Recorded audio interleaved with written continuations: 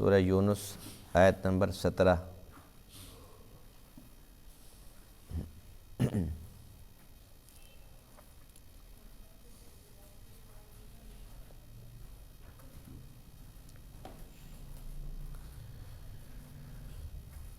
اعوذ باللہ من الشیطان الرجیم، بسم اللہ الرحمن الرحیم۔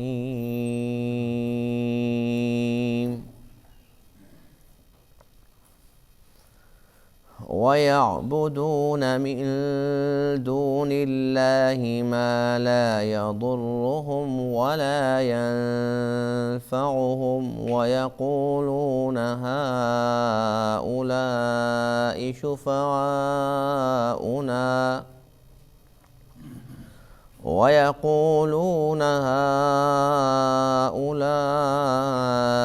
شُفَعَاؤُنَا عِندَ اللَّهِ قُلْ أَتُنَبِّئُونَ اللَّهَ بِمَا لَا يَعْلَمُ فِي السَّمَاوَاتِ وَلَا فِي الْأَرْضِ سُبْحَانَهُ وَتَعَالَى عَمَّا يُشْرِكُونَ۔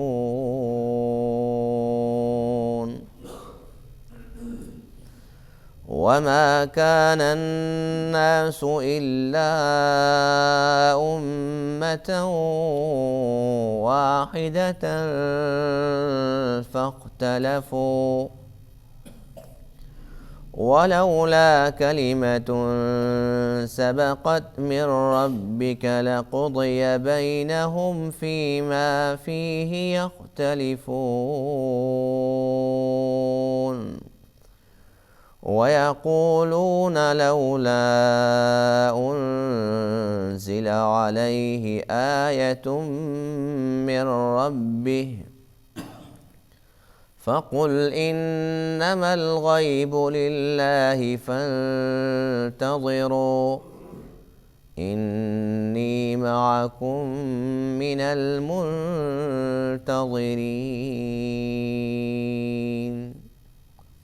صدق اللہ العظیم۔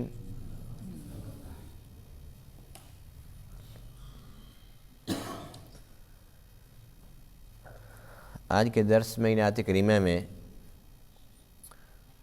مشرکین کے مشرکانہ عقائد اور اس کی مذمت کا بیان ہے۔ مشرکین اللہ کے علاوہ ان لوگوں کو اپنا حاجت روا اور مشکل کشا سمجھتے تھے جن کے بارے میں اللہ فرماتے ہیں کہ ان کو نفع تو دور کی بات ہے، ان کو نقصان بھی نہیں پہنچا سکتے۔ جن سے وہ نفع کی امید لے کے بیٹھے ہوئے ہیں، وہ ان کو نقصان بھی نہیں پہنچا سکتے تو نفع کیسے پہنچائیں گے؟ دوسری خرابی ان لوگوں کے اندر یہ تھی، ایک تو انہیں اللہ کے برابر درجہ دیتے تھے، دوسرا یہ کہ یہ اس بات پر بھی مطمئن تھے کہ قیامت کے دن اللہ کے ہاں یہ ہماری سفارش کریں گے۔ یہ کیسے ممکن ہے کہ جنہیں اللہ کے برابر تم نے درجہ دیا ہوا ہے وہ تم سے محبت کریں گے؟ بے شک وہ نبی ہو، بے شک وہ ولی ہو، کوئی بھی ہو۔ ظاہر سی بات ہے کہ جو نبی ہے وہ تو موحد ہوتا ہے، جو ولی ہے وہ موحد ہوتا ہے۔ اولیاء کرام کی تعلیمات کیا ہیں؟ ساری زندگی لوگوں کو توحید ہی تو سکھاتے رہے، اور ایسے موحدین سے یہ امید لگانا کہ ہم شرک کرتے رہیں، اس کے باوجود بھی وہ قیامت کے دن ہماری سفارش بھی کریں گے، اور نعوذ باللہ اللہ ان کی سفارش رد بھی نہیں کر سکتا، جبری سفارش۔ اللہ فرماتے ہیں کہ کیا یہ ایسی بات ہے جو اللہ کو بھی معلوم نہیں ہے، یہ اللہ کو بتانا چاہتے ہیں؟ کیا پیارا انداز اللہ کے سمجھانے کا۔ اللہ فرماتے ہیں کہ مجھے تو اس بات کا پتہ نہیں ہے جو یہ بتا رہے ہیں کہ اللہ کے ہاں یہ سفارشی بنیں گے۔ اللہ فرماتے ہیں کہ یہ اللہ کو بتلانا چاہ رہے ہیں۔ ہے نا حیرت کی بات؟ کیا ممکن ہے کہ کوئی اللہ کو ایسی بات بتائے جو اللہ بھی نہیں جانتا؟ تو اللہ فرماتے ہیں کہ یہ جو کچھ بھی کر رہے ہیں اللہ تعالیٰ پاک ہے، ان تمام کمزوریوں سے، ایسی باتوں سے اللہ تعالیٰ پاک ہے۔ کسی کو کوئی حق حاصل نہیں ہے کہ وہ اللہ کے برابر کسی کو درجہ دے، بے شک اس کی نیت عبادت کی ہو یا تعظیم کی ہو، جو بھی ہو۔ جو اللہ کا مقام ہے وہ صرف اللہ کا مقام ہے، اللہ کے بغیر کوئی بھی نہیں جو اللہ جیسا ہو۔ لیس کمثلہ شیء، اس جیسا کوئی نہیں ہے۔ پھر دوسری بات یہ ہے، ایک تو توحید کے اندر ڈنڈی نہیں ڈنڈا مارے پھر رہے ہیں، پھر اللہ کے نبی کی رسالت کے بھی منکر ہیں۔ ایک ہی مطالبہ ہے، یہ معجزہ دکھاؤ تو پھر مانیں گے، یہ معجزہ دکھاؤ تو پھر مانیں گے۔ اللہ فرماتے ہیں کہ ان کو صاف صاف بتلا دو کہ یہ معجزات دکھانا میرے بس میں نہیں ہے۔ کس کے بس میں ہے؟ اللہ کی قدرت ہے نا۔ معجزہ کیا ہوتا ہے؟ اللہ کی قدرت۔ اگر وہ نبی کے ہاتھ پر اللہ اس کو ظاہر فرما دے وہ معجزہ ہے، ولی کے ہاتھ پہ ظاہر فرما دے وہ کرامت ہے۔ معجزہ بھی برحق جیسے نبی برحق، کرامت بھی برحق جیسے ولی برحق۔ جب نبی کے پاس اختیار نہیں ہے کہ اپنی مرضی کے ساتھ وہ کوئی معجزہ پیش کرے، تو کیا ولی کے پاس ہے اختیار کہ وہ کوئی کرامت دکھا دے؟ تو یہ اللہ کی قدرت ہے۔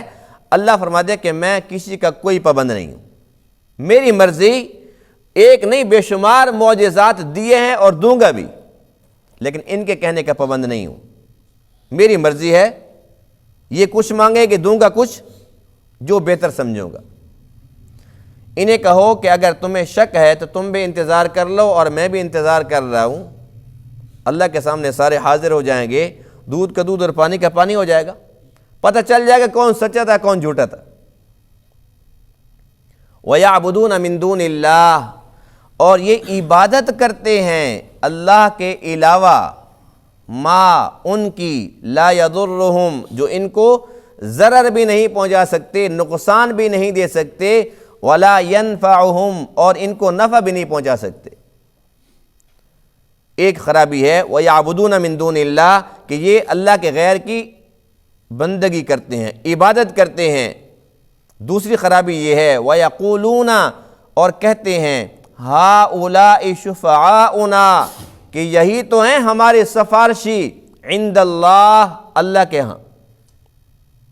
قل، آپ فرما دیجئے، اتنبئون اللہ، کیا تم اللہ کو بتلا رہے ہو، اللہ کو خبر دے رہے ہو، بما، اس چیز کی، لا یعلم، جو وہ نہیں جانتا، فی السماوات، آسمانوں میں، ولا فی الارض، اور نہ زمین میں۔ اللہ کو اس بات کا علم نہیں ہے، تم بتلا رہے ہو۔ سبحانہ، اللہ کی ذات تو پاک ذات ہے، وتعالی، اور بلند ہے، عما یشرکون، ان چیزوں سے جنہیں یہ اللہ کا شریک ٹھہراتے ہیں۔ وما کان الناس، اور نہیں تھے لوگ، الا امتا واحدہ، مگر ایک امت، سب کے سب ایک ہی امت تھے، فاختلفوا، پھر ان لوگوں نے اختلاف کیا۔ نوح علیہ السلام سے پہلے شرک نہیں تھا، قوم نوح کے اندر سب سے پہلے شرک آیا، تو اللہ فرماتے ہیں کہ سارے کے سارے ایک ہی امت تھے، سارے کے سارے توحید پر تھے، پھر بعد میں شیطان نے آ کر ان کو یہ سبق پڑھایا اور ان لوگوں نے شرک شروع کر دیا۔ وَلَوْلَا كَلِمَةٌ، اور اگر وہ بات نہ ہوتی، سبقت من ربک، جو تیرے رب کی طرف سے گزر چکی ہے، لَقُضِيَ بَيْنَهُمْ، تو البتہ فیصلہ کر دیا جاتا ان کے درمیان، فِيمَا فِيهِ يَخْتَلِفُونَ، ان چیزوں میں جن کے اندر یہ اختلاف کرتے ہیں۔ اللہ نے مہلت دے رکھی ہے، ورنہ اللہ ان کو اسی ٹائم ہی تباہ و برباد کر دیتا۔ وَيَقُولُونَ، اور کہتے ہیں، لولا انزل علیہ آیۃ من ربہ، کیوں نہیں اتاری گئی ان پر کوئی نشانی ان کے رب کی طرف سے۔ معجزہ مانگتے ہیں اور پھر جب ان کی ڈیمانڈ پوری نہیں ہوتی تو کہتے ہیں کیوں نہیں ملا معجزہ۔ فقل، پس آپ فرما دیجئے، انما الغیب للہ، بے شک غیب کا علم اللہ کے پاس ہے، مجھے نہیں پتا اللہ نے کیوں نہیں دی نشانی، کب دے گا، کیسے دے گا، میں نہیں جانتا۔ غیب کا علم کس کے پاس ہے؟ اللہ کے پاس ہے۔ فانتظروا پس تم انتظار کرو، انی معکم من المنتظرین بے شک میں بھی تمہارے ساتھ انتظار کرنے والوں میں سے ہوں۔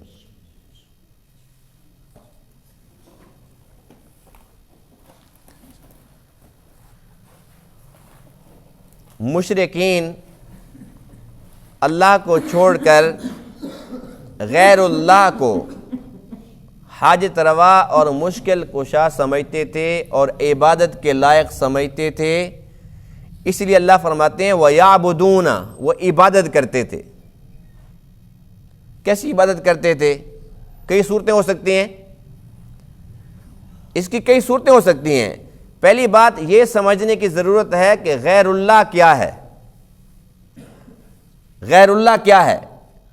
یہ بات بڑی آسان ہے، لیکن اس کو اتنا الجھا دیا گیا ہے کہ ہر بندہ سوچتا ہے جی پتہ نہیں سچ کیا ہے اور جھوٹ کیا ہے۔ اب غیر اللہ اتنا آسان لفظ ہے، غیر اللہ کا معنی ہے اللہ کے علاوہ۔ غیر اللہ کا کیا معنی ہے؟ اللہ کے علاوہ۔ اب اللہ کتنے ہیں؟ ایک ہی ہے۔ اللہ ایک ہی ہے نا جی، یہ بہت سارے ہیں؟ اللہ ایک ہے، تو اللہ ایک ہے، اللہ کے علاوہ سب غیر اللہ ہے، اللہ کا غیر ہے۔ ایک اللہ، باقی سب اللہ کا غیر۔ اب اللہ کے غیر میں یہ نہیں کہ صرف اور صرف بت آتے ہیں۔ اگر ہندو اپنا بت سامنے رکھتے ہیں، ہاں یہ غیر اللہ کی پوجا کر رہا ہے، یہ ہمیں سب کو سمجھ آتی ہے بات۔ اب اسی طریقے سے اگر کوئی بھی کافر ہے، کسی قسم کا کوئی بھی مشرک ہے، کوئی مجوسی ہے، آگ کو خدا سمجھتا ہے، کئی لوگ ایسے ہیں جو سانپ کو خدا سمجھتے ہیں، کئی گائے کو سمجھتے ہیں، کئی کہتے ہیں نہیں جی بس صرف پتھر، کوئی کہتا ہے نہیں جی پتھر کے اندر کوئی شکل بھی تو ہونی چاہیے۔ تو یہ مختلف قسم کے شرک کی صورتیں ہیں۔ بات یہ ہے کہ یہ سب کے سب غیر اللہ ہمیں سمجھ آ رہے ہیں، لیکن اگر بات یہاں آ جاتی ہے کہ بھئی اللہ کے ولی اور اللہ کے نبی یہ بھی غیر اللہ ہیں، جس طریقے سے اللہ کی تعظیم ہے ایسی صرف اللہ کی ہے، اللہ کے غیر کی نہیں ہو سکتی۔ دیکھا جی، نکلا نا گستاخ، بڑے گستاخ ہیں، ولیوں کو نہیں مانتے، نبیوں کو نہیں مانتے، نعوذ باللہ۔ اب کون سمجھائے کہ جب اللہ فرما رہے ہیں وَيَعْبُدُونَ مِن دُونِ اللَّهِ، اللہ کے علاوہ دوسروں کی عبادت کرتے ہیں، وہ دوسروں میں اللہ نے بتلایا کہ صرف گائے ہے، اللہ نے بتلایا کہ نہیں صرف ہندوؤں کی مورتی ہے، ان کا بھگوان ہے، یہ گائے یا سانپ بچھو یا آگ ہے، کچھ بھی نہیں بتلایا، کیونکہ ساری چیز اس کے اندر داخل ہے۔ ایک طرف ایک مورتی سامنے ہے، اس مورتی کے سامنے اگر ایک بندہ جھکتا ہے ہندو ہے، کافر ہے، اور ایک طرف قبر ہے، بے شک وہ نبی کی ہے یا ولی کی ہے، لیکن وہ اللہ تو نہیں ہے، غیر اللہ ہے یا نہیں ہے۔ اگر کوئی بندہ وہاں جا کر سجدہ کرتا ہے، اس کے پاس لائسنس ہے کہ یہ مسلمان ہے نا لائسنس، اسے کوئی بندہ نہیں کہہ سکتا کہ یہ ہندو ہے، یہ کافر ہے، مشرک ہے، لائسنس جو ہے اس کے پاس، اگر کوئی کہہ دے یہ گستاخ ہے۔ بات سیدھی سی ہے کہ اللہ ایک ہے، باقی سب غیر اللہ ہے، اور غیر اللہ میں سب کے سب داخل ہیں، بے شک وہ نبی ہیں یا ولی ہیں، سب کے سب مخلوق ہیں، اور خالق اللہ ہے۔ اب اللہ کے نبی فرما رہے ہیں، خیال کرنا، اللہ کے نبی فرما رہے ہیں خیال کرنا، پہلی امتیں اپنے انبیاء کی تعریف کے اندر افراط و تفرید کا شکار ہو گئی تھی، تم خیال رکھنا۔ فرمایا کہ میری تعریف یہ ہے انی عبد اللہ، میں اللہ کا بندہ ہوں، ورسولہ، اس کا رسول ہوں، اور فرمایا خیال کرنا میری قبر کو سجدہ گاہ مت بنانا۔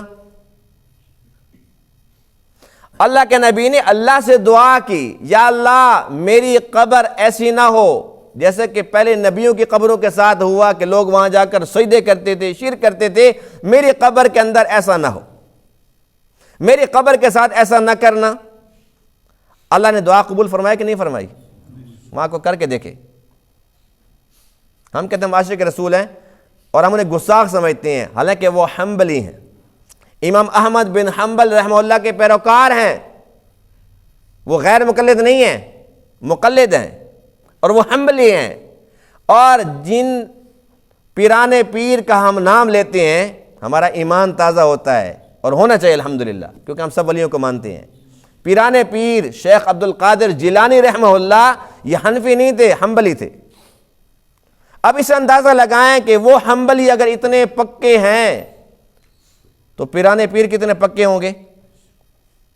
لیکن آج پیرانے پیر کی قبر کے ساتھ لوگ کیا کر رہے ہیں، اور اگر ان کا بس چلے تو اللہ کے نبی کی قبر پر ان کی رسائی ہو جائے تو کیا کر دیں گے۔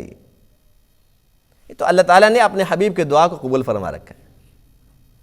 تو بات یہ ہے کہ ایک مسلمان کو کیا حق ہے کہ اس کے پاس یہ لائسنس ہے کہ وہ کلمہ پڑھتا ہے، مسلمان ہے، مومن ہے، اگر وہ قبروں پہ جا کے سجدہ کرتا ہے تو اسے کوئی کچھ نہیں کہے گا، کوئی کچھ بھی نہ کہے، لیکن اللہ ضرور اسے پوچھے گا، اس لیے کہ سجدہ عبادت سیدھا سیدھا شرک اور کفر ہے۔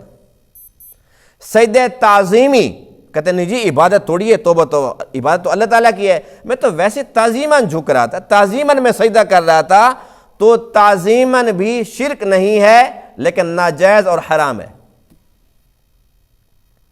تعظیمی سجدہ پہلی امتوں میں جائز تھا، جس طریقے سے یوسف علیہ السلام کو ان کے والد اور ان کے بھائی نے سجدہ کیا تھا، قرآن کے اندر موجود ہے، لیکن اس امت میں وہ سجدہ تعظیمی جائز تھا۔ یعقوب علیہ السلام کی امت میں یہ جائز تھا کہ بیک وقت 2 بہنوں سے نکاح رکھو، اس امت میں جائز ہے۔ تو پہلی امتوں میں اگر جائز تھا، کوئی کام تھا، اللہ نے اس کا حکم تبدیل کر دیا، اس امت کے لیے کیونکہ آخری امت ہے، اللہ کے جو آخری فیصلے تھے وہ سنا دیے ہیں کہ قیامت تک کے لیے کوئی ایسا نہیں کر سکتا کہ پہلی امتوں کے اندر 2 بہنیں بیک وقت ایک بندہ نکاح میں رکھے، جائز نہیں ہے، ہمیشہ کے لیے حرام ہو گئی ہیں۔ سجدہ تعظیمی پہلے جائز تھا، اب حرام ہو گیا ہے، تمہارے لیے اجازت نہیں ہے۔ اب اگر کوئی بندہ جسمانی طور پر تعظیم کرتا ہے، جسمانی تعظیم کا مقصد یہ ہے کہ ایک ولی آتا ہے، کوئی اللہ کا نیک بندہ آتا ہے، یا وہ قبر پہ جاتا ہے، قبر پہ جاتا ہے اور وہاں جا کر ہاتھ باندھ کے ایسے کھڑا ہو گیا، تعظیم کیسی کرتا ہے جیسے اللہ کی کرنی چاہیے تھی، لیکن اللہ کے غیر کی اسی طریقے سے تعظیم کرتا ہے، تو یہ اس کے لیے جائز نہیں ہے۔ غیر اللہ کی تعظیم اللہ جیسی جائز نہیں ہے۔ اگر یہ ادباً احتراماً کھڑا ہے، قبر کا اتنا احترام کر رہا ہے، اس سے پوچھا جائے گا کہ تیرا نظریہ کیا ہے، کیا قبر والا تیرے کام کرے گا؟ تو کیا سمجھتا ہے کہ تیری حاجات یہ پوری کرے گا؟ اگر وہ کہتا ہے کہ ہاں اس لیے تو میں تعظیم کر رہا ہوں، تو یہ شرک ہے۔ وہ کہتا ہے نہیں بس میں تو ویسے تعظیماً کھڑا تھا، ہاں اللہ سے یہ کام کرا سکتا ہے، خود نہیں کرتا، اللہ سے کرا سکتا ہے، یعنی کہ اللہ پر اس کا جبر ہے، اللہ اس سے مجبور ہو سکتا ہے، یہ بھی شرک ہے۔ یہ جائز ہے کہ انسان وہاں پر جائے اور جا کر جو اس کو قرآن کا حصہ یاد ہو، الحمد شریف، سورہ اخلاص، جو صورتیں آتی ہوں پڑھے، پڑھنے کے بعد اس سے نہیں اللہ سے دعا کرے۔ کس سے دعا کرنی ہے؟ دعا یہ کرنی ہے کہ یا اللہ یہ تیرا ولی ہے، یہ نیک ہے، اور اس کی نیکیوں کے صدقے مجھے بھی نیک بنا دے۔ اللہ سے دعا کرے کہ یا اللہ میں اس کے نیک اعمال کا تجھے بطور وسیلہ پیش کرتا ہوں، بس تو مہربانی فرما، یہ تیرے مقرب ہیں، ان کے صدقے سے تو مجھے بھی نیک بنا دے، میرے گناہ معاف فرما دے، توبہ پر استقامت نصیب فرما دے، میری مشکلات کو آسان فرما دے۔ اللہ سے باتیں کرنی ہیں، اس سے کچھ نہیں مانگنا۔ تو یہ ہے جسمانی تعظیم۔ دوسری ہے لسانی، یعنی کہ ایک بندہ جیسے اللہ کی حمد و ثنا کرنی چاہیے، اللہ کے نبی کی نعت پڑھنی چاہیے، یہ اللہ یا اس کے رسول کے برابر دوسروں کو سمجھتا ہے۔ اور اللہ تعالیٰ کو تو چونکہ سارا علم تھا، 24ویں پارے کے اندر اللہ فرماتے ہیں کہ میرے بندے ایسے ہیں، اذا ذکر اللہ، جب اللہ کا ذکر ہو جائے مجلس کے اندر، محفل کے اندر، اشمئزت قلوب الذین لا یؤمنون بالآخرہ، تو ان کا پتہ نہیں آخرت پہ یقین نہیں ہے، میری وحدانیت کی بات آ جائے ان کے دل بجھ جاتے ہیں، مرے پڑے ہوتے ہیں، کہتے ہیں یہ خشک مزو تھا، آج مزہ نہیں آیا، بات نہیں بنی۔ یہ بات میں اپنی طرف سے نہیں کر رہا ہوں، یہ اللہ کا قرآن ہے، اس کا ترجمہ کر رہا ہوں۔ اللہ فرماتے ہیں وَإِذَا ذُكِرَ الَّذِينَ مِن دُونِهِ، جب من دونہ اللہ کے غیر کا ذکر آ جائے، اِذَا هُمْ يَسْتَبْشِرُونَ، تو بڑے بشاش ایسے خوش اور ایسے نعرے لگاتے ہیں، کہتے ہیں جی وجد طاری ہو گیا، کیا کمال کر دیا جی، مزہ آ گیا۔ اللہ کی تعریف لگی ہوئی تھی، نیند بیٹھے ہوئے تھے، پتہ ہی نہیں ہے۔ جب اللہ کے غیر کا ذکر آ گیا، اور اللہ کے غیر سے مراد یہ ہے کہ اللہ کے غیر یعنی کسی ولی کی تعریف ہو گئی یا نبی کی تعریف ہو گئی، لیکن تعریف نہیں تھی، حقیقتاً توہین تھی۔ جب اللہ کو بائی پاس کر دیا، ولی کو نبی سے بڑھا دیا، یہ ولی کی تعریف نہیں ہے، گستاخی ہے۔ نبی کی تعریف کی، خدا کی چھٹی کرا دی، یہ نبی کی تعریف نہیں کی، یہ اس نے توہین کی ہے۔ اب جب اس قسم کی توہین آ رہی تھی تو پھر حق دھمالے ڈالنا شروع کر دیتے ہیں، وجہ طاری ہو جاتا ہے۔ اللہ فرماتے کہ تمہارے اندر کا جو گند ہے وہ مجھے نظر آ رہا ہے، مجھے پتہ ہے کہ میری محبت نہیں ہے، غیر اللہ کی محبت ہے۔ اللہ نے بندے کا شکوہ کیا کہ دیکھو میرے بندے کو، خالق میں ہوں، مالک میں ہوں، میرے ذکر پر اس کو تکلیف ہوتی ہے، اس کا دل کیوں بوجھ جاتا ہے، اور جب میرے غیر کا ذکر آتا ہے تو پھر کیوں دھمالے ڈالتا ہے یہ۔ تو اسی طریقے سے یعنی کہ جسمانی تعظیم اللہ جیسی جائز نہیں ہے، لسانی زبان کے ساتھ اس قسم کی حرکات کرنا، ایسا کلام پیش کرنا جس سے اللہ کو بائی پاس کر دیا جائے یا ولی کی شان میں نبی کو بائی پاس کر دیا جائے، تو یہ توہین ہے، اللہ کو ہرگز پسند بھی نہیں ہے، برداشت بھی نہیں ہے۔ اور تیسرے نمبر پر ہوتا ہے مالی تعظیم۔ نمبر ایک کیا ہے؟ جسمانی، نمبر ایک نمبر دو لسانی، اور نمبر تین مالی۔ مالی یہ ہوتی ہے کہ بس میں نے منت مان رکھی ہے کہ میں نے بکرا لیا ہوا ہے اور فلاں جگہ جاؤں گا، سکھ کا بکرا ہوتا ہے یا دکھ کا بکرا ہوتا ہے، جو بھی ہوتا ہے، یعنی کہ بکرا لیا ہوا ہے، بیل لیا ہوا ہے، میں فلاں جگہ پر، دیگ اللہ کے نام کے نہیں ہے، دیگ فلاں دربار پہ۔ اگر اللہ کے نام کے تو اللہ ہر جگہ موجود ہے کہ نہیں ہے؟ اللہ تو ہر جگہ موجود ہے، لیکن یہاں نہیں وہاں، تو کچھ نہ کچھ تو بات ہے نا بیچ میں۔ اب وہ لاکھ صفائیاں پیش کریں، نہیں جی اللہ کے نام کی تھی، مجھے کیا ضرورت پیچھے میں غیر اللہ کے نام کی کروں، اللہ کے نام کی تھی۔ مان لیتے ہیں اللہ تو ہر جگہ موجود ہے، اتنا سفر کرنے کی ضرورت کیا تھی؟ اللہ کے حبیب فرماتے ہیں کہ جب اللہ کے نام پہ دینا ہو، ایک ہاتھ سے دو، دوسرے کو پتہ نہ چلے۔ یہاں پوری برادری کو بتاتے ہیں، دوستوں کو بتاتے ہیں، اور پروگرام بناؤ، سکھ ہے وہاں پر، سارے تیاری کرو۔ یہ کیسا صدقہ خیرات ہے؟ اللہ کے نام کا ہے تو پھر اس میں ریاکاری آ گئی، لیکن اللہ کے نام کا لگتا نہیں ہے، ایسی حرکات سے لگتا نہیں ہے کہ یہ اللہ کے نام کا ہے۔ مقصد کیا ہوتا ہے؟ غیر اللہ کا قرب حاصل کرنا، کہ جب وہاں لے کر جائیں گے تو بس پھر ہماری ساری کی ساری منتیں پوری ہو جائیں گی، ہماری مرادیں ہمیں مل جائیں گی۔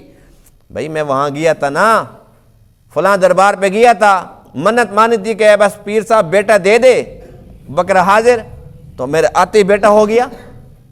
بیٹا کس نے دیا تھا؟ لیکن شیطان نے کہا اللہ نے نہیں دیا۔ اللہ فرماتے ہیں کہ اس وقت جو مشرک تھے نا، اس وقت کے مشرک، وَلَئِن سَأَلْتَهُم مَّنْ خَلَقَ السَّمَاوَاتِ وَالْأَرْضِ، اگر آپ ان سے پوچھیں کہ آسمانوں کو کس نے پیدا کیا، زمین کو کس نے پیدا کیا، لَيَقُولُنَّ اللَّهُ، کہتے اللہ نے پیدا کیا۔ وَلَئِن سَأَلْتَهُم مَّن نَّزَّلَ مِنَ السَّمَاءِ مَاءً فَأَحْيَا بِهِ الْأَرْضَ مِن بَعْدِ مَوْتِهَا، بھئی یہ بارش کس نے برسائی، مری زمین کو کس نے زندہ کر دیا، لَيَقُولُنَّ اللَّهُ، کہتے ہیں یہ تو اللہ نے کیا۔ اس وقت کے مشرک اور آج کے مشرک میں فرق یہ ہے کہ اللہ فرماتے ہیں اس وقت کے مشرکین کا حال یہ ہے، اذا رکبوا فی الفلک، جب وہ کشتیوں میں سوار ہوتے تھے، کشتی بھنور کے اندر پھنس جاتی تھی، دعوا اللہ مخلصین لہ الدین، اب خالص اللہ کو پکارتے تھے، کہتے تھے اوے بتوں کو نہ پکارو، یہ چھوٹا موٹا کام نہیں ہے، بت اس کو حل نہیں کر سکتے، اللہ کو پکارو، یا اللہ بس تو بچا دے، یا اللہ تو بچا دے۔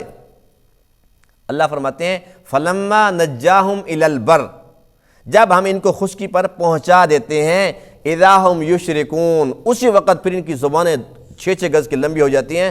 کہتا ہے بھئی آج تو لات نے، آج تو منات نے، آج تو عزا نے، آج تو حبل نے، آج بس انہوں نے کام کیا، آج نہیں بچتے تھے. اللہ فرماتے ہیں ان کو شرم نہیں آتی، ابھی تو مجھے پکار رہے تھے، اور جب نجات میں نے دی ہے، خشکی پر میں نے پہنچایا ہے، ابھی سے شرک شروع ہو گیا. اس وقت کے مشرک مشکل کے اندر کم سے کم اللہ کو پکارتے تھے، آج کا مشرک مشکل کے اندر بھی غیر اللہ کو پکارتا ہے. ایسی بات کہ نہیں ہے؟ پکارتے کہ نہیں پکارتے؟ اور پھر اگر کہہ دو مشرک، کہتے دیکھا جی مانتے نہیں نا ولیوں کو. اللہ کے بندو مانتے ہیں. اللہ نے حدود مقرر فرمائی ہیں کہ ولی کی یہ حد ہے.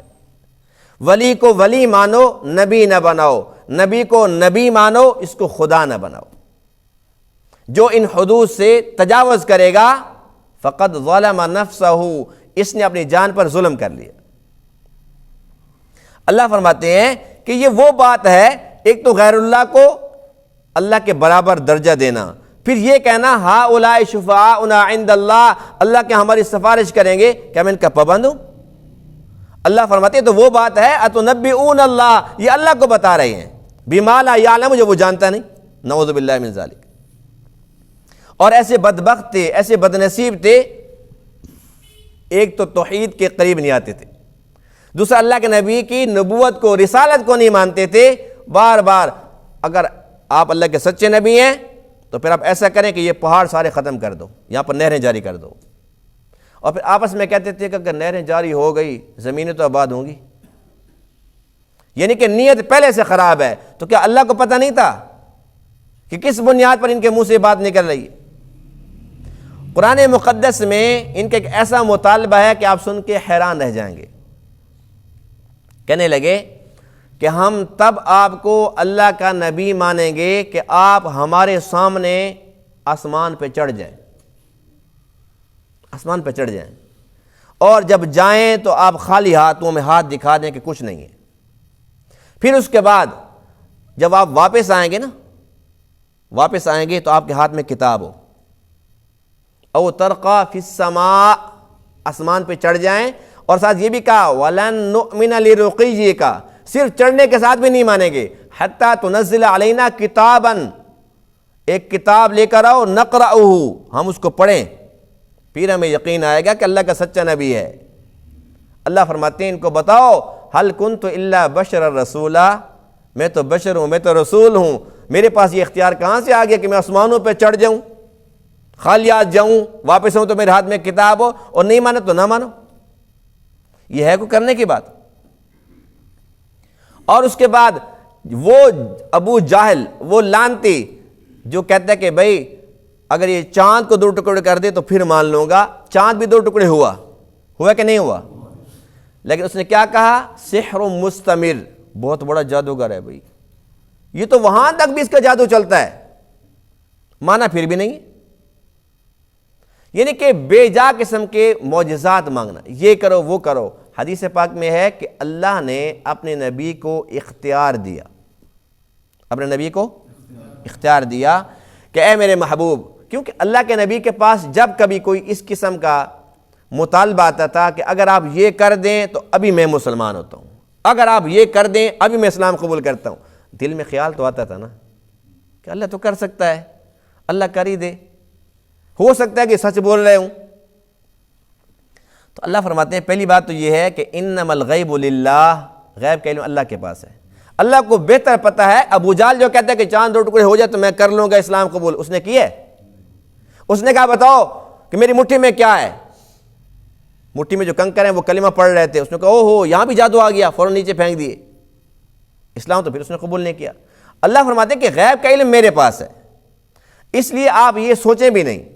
دوسری بات یہ ہے کہ ان کو صاف صاف بتا دو وَمَا كَانَ لِرَسُولٍ، کسی بھی رسول کو اختیار نہیں ہے اَن يَأْتِيَ بِآیَةٍ إِلَّا بِإِذْنِ اللَّهِ، کہ وہ کوئی بھی معجزہ پیش کر سکے، کوئی نشانی دکھا سکے، ہاں اللہ کے اذن سے. اللہ کی چاہت ہوگی، اللہ چاہے گا تو معجزہ ضرور ہوگا، اللہ نہیں چاہے گا تو کوئی کچھ نہیں کر سکتا. جو کرامات ہیں اسی طریقے سے یہ بھی اللہ کے ولیوں کا ذاتی اختیار نہیں ہوتا۔ ایک بزرگ کے بارے میں لکھا ہے کہ ان کی یہ کرامت مشہور تھی کہ وہ پانی کے اوپر مصلی بچھا کے نماز پڑھا کرتے تھے۔ یہ کافی ساری بزرگوں کے اس قسم کی کرامات مشہور ہیں اور ہم ان کو مانتے ہیں الحمدللہ۔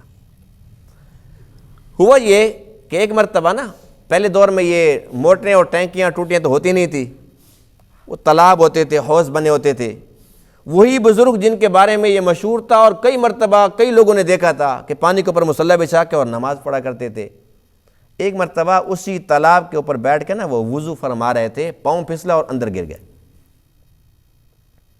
اب وہ اچھی خاصی ڈبکیاں آ گئی، مریدین بڑے پریشان ہو گئے، بڑی مشکل سے اندر کود کے ان کو نکال کر لے آئے۔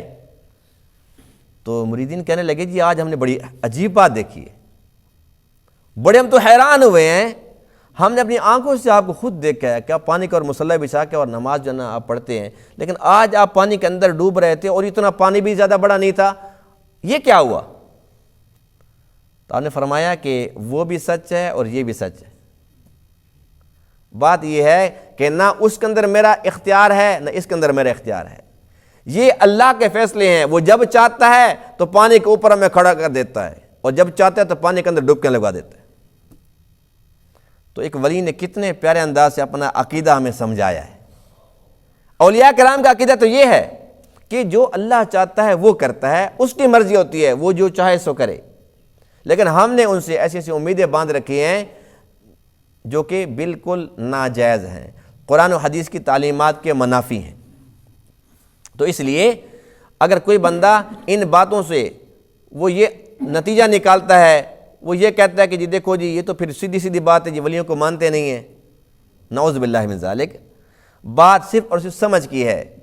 ہم مانیں گے جتنا اللہ ہمیں ماننے کا حکم دے گا، نبیوں کو مانتے ہیں، ان کے معجزات کو مانتے ہیں، ولیوں کو مانتے ہیں، ان کی کرامات کو مانتے ہیں، لیکن جو ان کی حدود ہیں اس سے تجاوز نہیں کر سکتے، اس لیے کہ خالق بھی ایک اور مالک بھی ایک، اس کے برابر اگر کوئی کسی کو پہنچاتا ہے تو ہم ہرگز نہیں مانتے، اور یہ ماننا نہ اللہ کے ہاں معتبر ہے نہ اللہ کے نبی کے ہاں معتبر ہے۔ اور جن کو اس درجے کا مقام یہ لوگ دے رہے ہیں اور ان سے امیدیں لگا کے بیٹھے ہوئے ہیں، قیامت کے دن وہ صاف صاف انکار کر دیں گے کہ ہمارا ان لوگوں سے کوئی تعلق واسطہ نہیں۔ اس لیے ہمیں چاہیے کہ جو اللہ ہمیں سمجھا رہا ہے عقیدہ کہ توحید کیا ہے اور رسالت کیا ہے، ہم اس کو قرآن و حدیث کی روشنی کے اندر سمجھیں اور اس کے مطابق زندگی بسر کریں۔ اسی کے اندر کامیابی ہے، اسی کا نام ماننا ہے، اپنی منمانی کا نام ماننا نہیں ہے۔ اللہ اور اللہ کے رسول جو کچھ فرمائیں اس کا نام ماننا ہے۔ اللہ تعالیٰ نے تمام باتوں کو سمجھنے عمل کرنے کی توفیق عطا فرمائے۔ وآخر دعوانا الحمد للہ رب العالمین۔